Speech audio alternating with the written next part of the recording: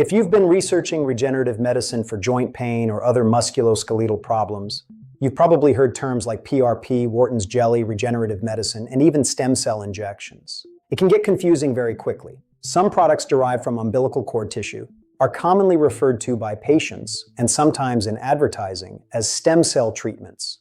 But that's an oversimplification. There are important differences between these products, including whether they contain viable cells at all. So let's break down three categories: PRP, Acellular Wharton's jelly, and Cellular Wharton's jelly. Let's start with PRP. PRP stands for platelet-rich plasma. One of the biggest differences is where it comes from. PRP comes directly from your own blood.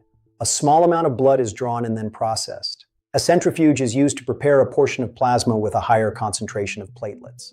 Platelets are best known for their role in blood clotting, but they also contain growth factors. They release proteins involved in the body's normal response to injury. The prepared PRP can then be injected.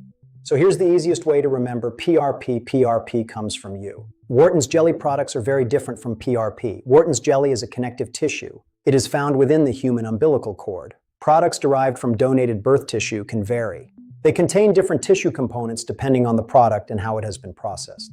This tissue contains an extracellular matrix along with naturally occurring biological components. However, the exact composition can vary. This is also where the term stem cells often enters. You may hear people refer to these as stem cell injections. That terminology is familiar to many patients, but it doesn't tell you exactly what's in a particular product. That's especially important. There is a major difference between Acellular and Cellular Wharton's jelly. Let's start with Acellular. The word acellular tells us something very important. Acellular means cell-free, so it would not be accurate to say that an acellular product contains living stem cells. Instead of focusing on viable cells, an acellular product may contain components of the matrix. It contains other tissue-derived biological components, depending on the specific product. Acellular Wharton's jelly is derived from donated umbilical cord tissue, but the product is cell-free. Now let's compare that with Cellular Wharton's jelly. A cellular product is different.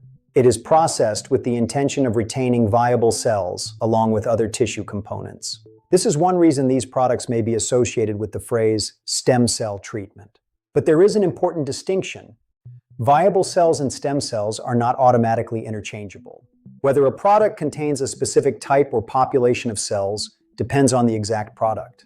It depends on its processing, testing, and supporting documentation. So look beyond the phrase.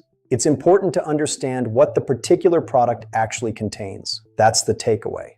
Here's the simplest comparison. PRP comes from your own blood and contains concentrated platelets. Acellular Wharton's jelly comes from donated umbilical cord tissue, but is intended to be cell-free. Cellular Wharton's jelly also comes from donated umbilical cord tissue, but retains viable cells. So how do you know which treatment is appropriate? There isn't one answer for everyone.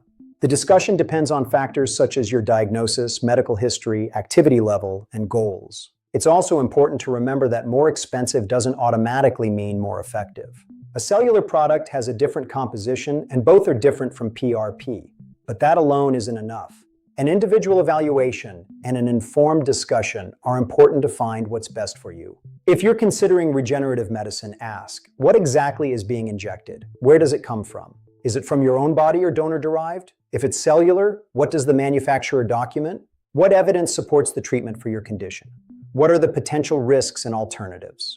So let's summarize. PRP comes from your own blood. Acellular Wharton's jelly is intended to be cell-free.